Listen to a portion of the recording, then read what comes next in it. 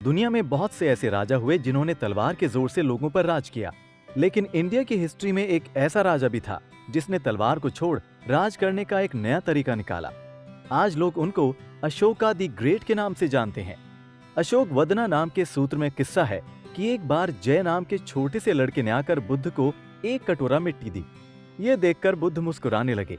बुद्ध को मुस्कुराते देखकर उनके शिष्य आनंद ने उसकी वजह पूछी तो बुद्ध ने कहा कि ये छोटा लड़का अपने अगले जन्म में पाटलिपुत्र का राजा बनेगा और दुनिया के चारों कोनों में बुद्धिज्म धर्म फैलाएगा। मौर्य एम्पायर की शुरुआत 320 बीसी में तब हुई जब 20 साल के ब्राइट यंग लीडर चंद्रगुप्त को चाणक्य नाम के ब्राह्मण ने ट्रेन किया और नंद किंग्स के अगेंस्ट खड़ा कर दिया।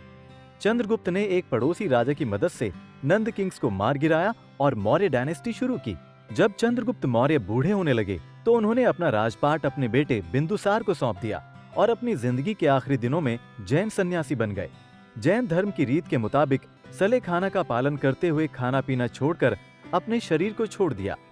चंद्रगुप्त के बाद राजा बिंदुसार ने 25 साल तक राज किया और फिर उनके बाद उनके बेटे अशोक ने 273 बीसी में मौर्य एम्पायर की बागडोर संभाली। अशोक अपने गुस्से के लिए बहुत बदनाम था। उसने एक टॉर्चर चेंबर भी बनवाया जहां वो लोगों को उसकी बात न मानने पर यातनाएं देता था। गुस्से में आकर कई बार उसने अपने राज दरबारियों का भी सर कलम करवा दिया।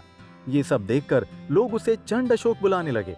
राजा बिंदुसार के मरने के बाद सबसे बड़ा सवाल था अब राजपाट कौन चलाएगा, क्योंकि राजा बिंदुसार के करीब 100 बेटे थे। लेकिन अशोक ने अपनी चालाकी और एक मंत्री की मदद से अपने सारे भाइयों को मौत के घाट उतार दिया, सिर्फ एक को छोड़कर, और खुद बन बैठा मौर्य डायनेस्टी का तीसरा राजा।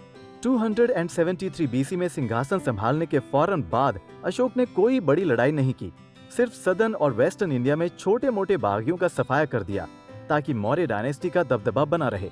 पर्शिया और सदर्न इंडिया तक फैलने के बाद सेंट्रल ईस्ट इंडिया में सिर्फ कलिंग ही अकेला राज्य बचा था जहां मौर्यन एम्पायर का झंडा नहीं लहराता था।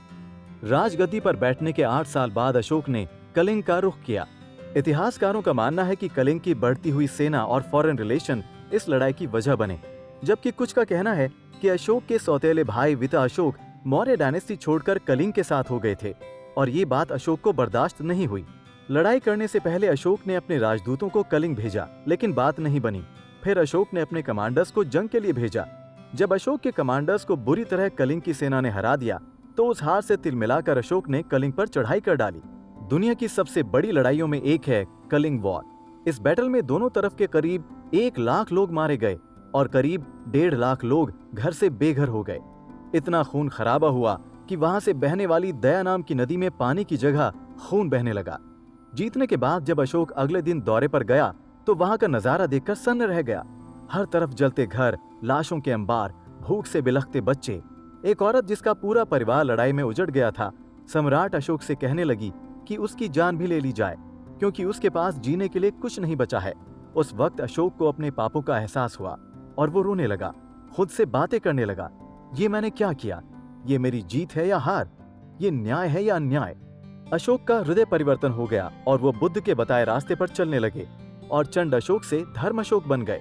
उन्होंने अपनी जनता की सुरक्षा और शांति को अपना मकसद बना लिया और कसम खाई कि वो अब सिर्फ आत्मा पर जीत हासिल करेंगे, ना कि किसी राजा और उसकी जमीन पर। उन्होंने मांस खाना छोड़ दिया और सबसे विनती की कि वो भी शाकाहारी हो जाएं। आम आदमी की मदद के लिए अशोक ने पूरे राज्य में गवर्नर्स और एजेंट्स नौकरी पर रखे ताकि वो जांच पड़ताल करते रहें कि लोग खुशहाल हैं। ये वक्त मगध के लिए काफी शांतिपूर्ण और समृद्ध था। अशोक ने अपने मिशनरीज को बुद्धिज्म फैलाने के लिए Kashmir, north west, Persia, Egypt और ग्रीस तक भेजा। यही नहीं, अपने बेटे महेंद्र को भी उन्होंने श्रीलंका भेजा ताकि वो वहां उस वक्त के राजा देवनमपिया टिस्सा को बुद्ध का मैसेज पहुंचा सकें। बहुत जल्द ही राजा ने अपना धर्म बदल लिया और बुद्ध के बताए रास्ते पर चलने लगा। महेंद्र का मिशन काफी सफल रहा। उसने राजा की बहू प्रिंसेस अनुला को भी कन्वर्ट कर दिया, लेकिन रिचुअल्स के लिए महेंद्र ने अपनी बहन संघमित्रा को बुलवाया। संघमित्रा अपने साथ छोटा सा बोधि ट्री लेकर गई जो आज भी अनुराधापुरा में मौजूद है।